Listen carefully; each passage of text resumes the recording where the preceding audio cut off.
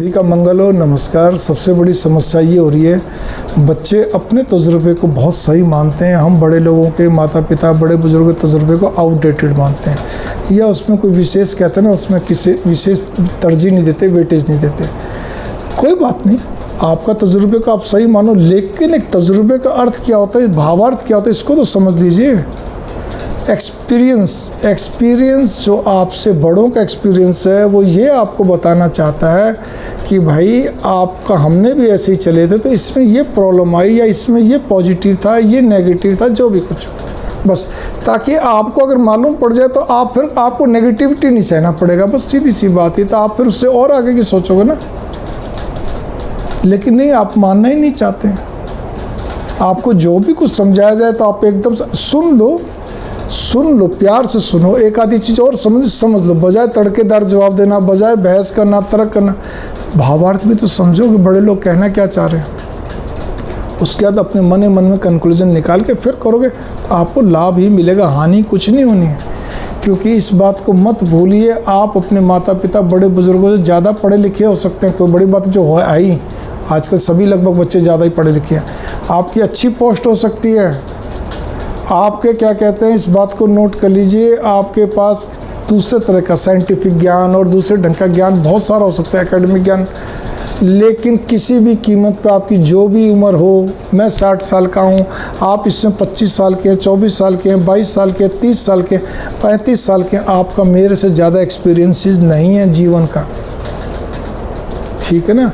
यहाँ मेरे का मतलब मैं माँ बाप, मैं पति मतलब जो बड़े बुजुर्ग जो भी बोलिए, आपके घर में, सबके घरों में आपके पास वो अनुभूतियाँ नहीं जो हमारे पे बीत चुकी। अनुभूति मतलब सेल्फ रियलाइजेशन।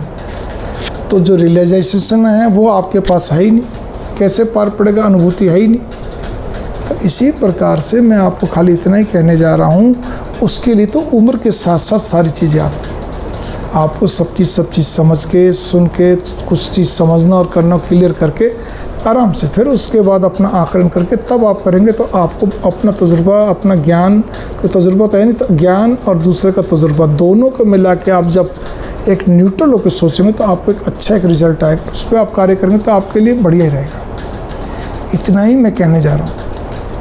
एक बात और भी, किसी भी क्षेत्र में, चाहे वो गृहस्थी हो, चाहे सामाजिक हो, चाहे आपका कार्यस्थल हो, चाहे आपका कहीं भी यात्रा हो, कुछ भी हो, उसके अंदर बड़ों का तजुर्बा बड़ा काम आता है। आज आप भी जहाँ जॉब करते हो तो आप सीनियर की सुनते हो कि नहीं सुनते? वहाँ तो आपको मजबूरी में सुनना पड़ता है, अनुशासित होकर सुनना पड़ता है, डिसिप्लिन जिसको बोलते हैं। तो घर में भी सुन लीजिए, और भी बाहर जो अपने बड़े उनकी समझ लीजिए, सुन लीजिए। हम पुस्तकें औरों की पढ़ते हैं, कभी किसी के बायोग्राफी पढ़ते कुछ, तो उनके एक्सपीरियंस ही तो होते हैं। हम रिसर्च करते हैं तो अपने से सीनियर्स के रिसर्च को भी साथ में रखते हैं, ठीक है ना। तो इसीलिए हम घर में ऐसा नहीं करते। औरों का आगे बहुत मीठे बने रहेंगे, बढ़िया बने, घर के अंदर सबकी ऐसे में तैसे किए रखेंगे, अपना जिद, अपना अहंकार, अपना क्रोध दिखाए रखेंगे। क्यों भाई? आप सोचो ना इस बात को। दूसरे के तो अंकल आंटी हो गए बड़ी इज्जत के साथ, और अपने घर में कहते हैं, अपने जो माँ बाप हैं, अपने बड़े लोग हैं, उनकी आप खूब उनको आंखों में आंसू दिलवा देते हो, या आप इस ढंग का व्यवहार करते हो, बेचारे चुप हो जाते हैं, मूक दर्शक बन के रह जाते हैं। ऐसा क्यों? ठीक है ना। केवल यही कि वो अपना तजुर्बा अपना बिखेरना चाहते हैं, अपनी ममता लुटाना चाहते हैं। आपको दोनों की परवाह नहीं है, आप दोनों को सोचते यूँ है, कोई ख़ास बात नहीं, क्यों बार बार बोल रहे हैं, क्यों समझा रहे हैं, क्यों ममता दिखा रहे हैं इतनी। चाहे ममता शब्द ना बोलो, बात तो ये ना आपके एटीट्यूड इस टाइप का होता है। तो इसीलिए बहुत गंभीरतापूर्वक मेरी बात को लीजिए। छोटी सी बात है, गंभीर है। मंगल कामना। नमस्कार।